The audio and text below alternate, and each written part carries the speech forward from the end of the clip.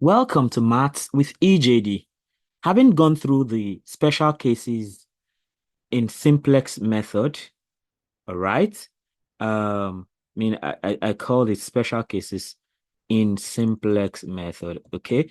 Having gone through all of that, I made four separate videos talking about degeneracy, where you have one of the basic variables in the optimal tableau being zero, showing degeneracy. And of course, the first sign of degeneracy you see is that at some point you're going to have multiple pivots. Yeah, when you do your ratio test, the values are going to be the same. So you don't have to choose either of the two based on whatever reason you might have. So already once you see multiple pivots like that, then you know there's degeneracy waiting. And the final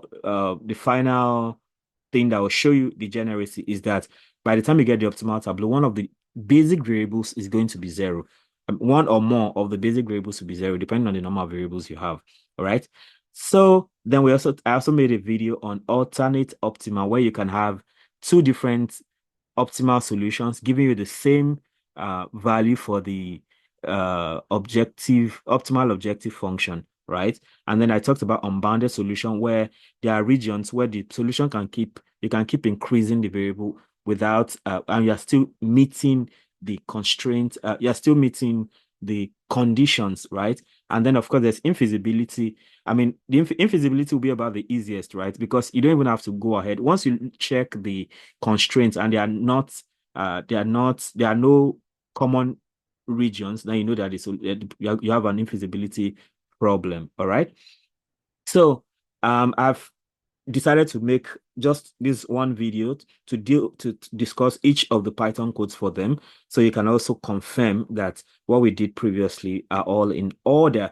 So talking about the degeneracy now, of course, you already are used to this Python thing already, where I use linprog, linear programming in Python in scipy, that's scientific Python, right? It's always good to show the line numbers. So you see, we declare the objective function, right? Since we are maximizing, so we convert them to minimization by negating. Then we come to we declare all the coefficients. You are used to this already. Let me just run in one blow, and you see we have an optimal solution there. Uh, and how do we know there's degeneracy? Because x1 is zero. X1 one of the final solutions. In the it's a basic variable by the time you're done, right? And it is zero, so that shows degeneracy already. Now, if you are doing it manually, you would have seen multiple pivots at some point. By the time you do your ratio test, the values are the same, so none is smaller than the other. So you just have to choose your pivot based on probably the fact that you have changed one basic variable before that time. I'm talking about alternate optima. Now that is hard to portray here, except that I've done it manually and we saw that 0, 4, and 4, 0 will always give the same result. So if I just run this now, you get x1 is 4, x2 is 0. If you also if now you can see that if x1 is 0 and x2 is 4, you still have the same result, which is also 4.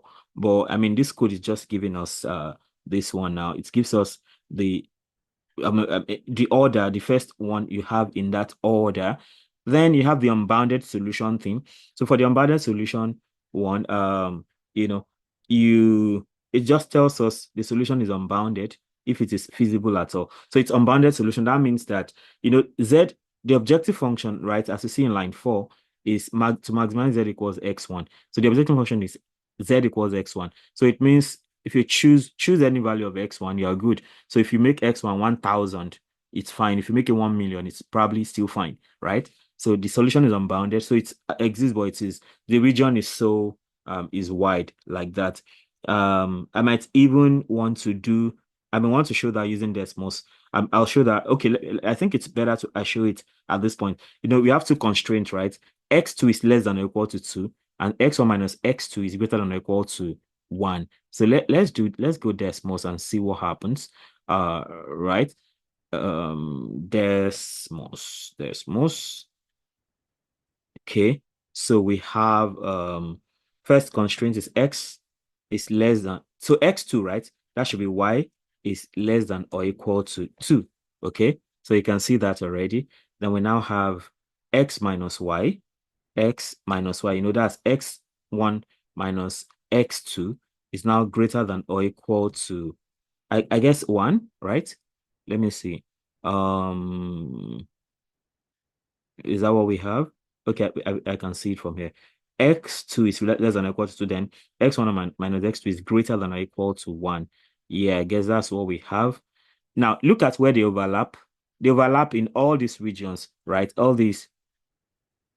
Now, look at, so the overlap in this region that looks like a triangle. So it means if you can keep going forever and ever, all right?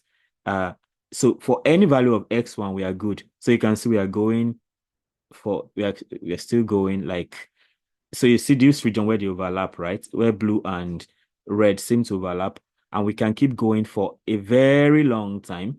And the result is unbounded in that region where they overlap. So you can see, as far as, so the only constraint is at this layer at the top there. But that region where they overlap, you see, I'm already at almost 1,000, and the result is still going. So that's the idea of unboundedness. So you can keep going like that. Let me get to 1,000 before stopping. It feels like a game right now. Okay, yeah, I'm at 1,000 already. So, and it's still going. So you can even go to 1 million and it keeps going like that. That's the idea of unboundedness. Okay. So the result is unbounded. So it just tells you that the solution is unbounded. So pick any value of x1 and you're good to go. All right. The only boundary you have is that, okay, let me check that again. The only boundary you have, if you go back home, you see that okay, we just have this of course we can't go negative, right? So we just restrict ourselves to the positive side, because all these places are supposed to be feasible, except that we have positivity. So we don't go below the negative, we don't go to the negative side. So that's how we restrict ourselves there. So you just have this small cutoff here, and that's like when y is 2. But beyond that, going that way, you always have the feasible region. So the solution is unbounded. Talking about infeasibility, right? I also demonstrated this before, where we saw that um x1 plus x2 is less than or equal to 1, and x1 plus x2 is greater than or equal to 3. I want to do that again for the fun of it. So here we have, of course, here we cannot use x1 plus x2. We just say x1 is x, x2 is y. So what are the conditions again? X1 plus x2 is less than or equal to 1. So this is less than or equal to 1. And then this is, again, x plus y again is now greater than or equal to 3. So you can see they don't overlap. There's no common region, and that is why the solution will be infeasible. So by the time I run this, it just tells me the problem is infeasible, and that's all that. So that's that about this video. So just to show you what the Python codes also have to say about degeneracy, alternate optimal unbounded solution, and infeasibility. And of course, I also showed you how they play out for Desmos. Okay. Um, maybe I even want to, maybe I may want to show. Well, does it really matter? Okay, let's see what the graphs look like for degeneracy, right? With these two conditions, as x1 plus x2 less than or equal to 2, x1. So x1, so I can close this. X1 plus x2 is less than or equal to 2. That's more like x plus y is less than or equal to 2. Is that what we have? Yeah. The next one, we have x1 plus 0.5 x2 is less than or equal to 1. So the second one, you have x plus 0.5 y is less than or equal to 1, right? Is less than or equal to 1. Now see what that looks like. So, we have, what are the two solutions we have in that case? We have 0, 4, 4, 0. This is 4, 0, right? Let's see. We have this point of intersection right here. What does that tell us? Or is it greater than or equal to?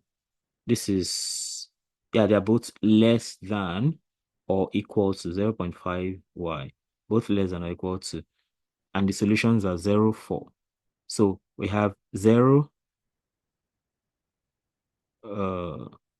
0, 4. I guess something is not adding up, right? X plus y is less than or equal to 2. Is that what it really is? Less than or equal to 2. Okay. I mean, that's basically what we have from the simplex method, basically, right? Yeah. So that's talking about the degeneracy. So this is 2, 0. This is 0, 2. Okay. I mean, probably the graph doesn't really speak to that properly. Um, and for that's for degeneracy actually, right? Then for this now, I mean, the constraint thing doesn't also go into that. I mean, if you just talk about this constraint, x plus y is less than or equal to 4, we already know that we have 0, 4, 4, 0, by just that alone. So we have x plus y less than or equal to 4. X plus y less than or equal to 4. So you have this 0, 4, 4, 0 thing. So either of the two will do the job. All right. So that's about the Python code for those 4 special cases in simplex method. So that adds to the knowledge we've been gaining on them. So if you have not subscribed to this channel, be sure to do that right away. Don't forget to hit the notification bell so you can always get alerted each time a new video is released. And of course, comment, let me know if there's a topic you'd like me to teach or a problem you'd like me to solve. And of course, like and share so that more people can have access to all this great learning because there's so much more coming your way. Till I see you again, keep optimizing. Bye.